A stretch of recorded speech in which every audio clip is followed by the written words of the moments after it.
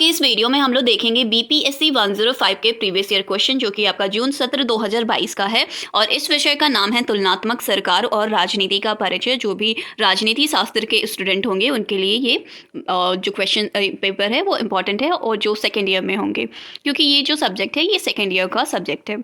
और आपको कुल समय दिया जाता है 3 घंटे का, और आपका अधिकतम अंक होता है 100। और इस प्रश्न पत्र को 2 खंडों में विभाजित किया गया है। हर खंड में आपके 4-4 प्रश्न दिए होते हैं, और आपको कम से कम 2-2 प्रश्न हर एक खंड से लिखना होता है। यानी कि आपको 3 प्रश्नों के उत्तर एक खंड से लिखने होते हैं, और 2 प्रश्नों का उत्तर एक खंड से लिखना होता है।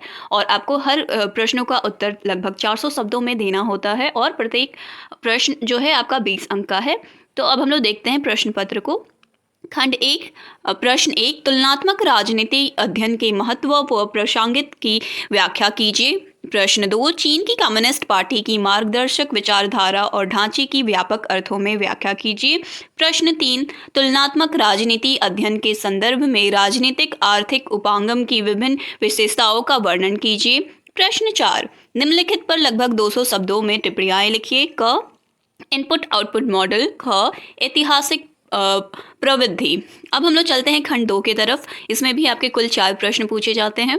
तो प्रश्न 5, ब्राज़ील और नाइजीरिया के संघवाद की तुलना व विश्लेषण कीजिए। प्रश्न 6, समझाइए कि तुलनात्मक विश्लेषण के लिए संघवाद किस प्रकार एक सार्थक विषय के रूप में कार्य करता है।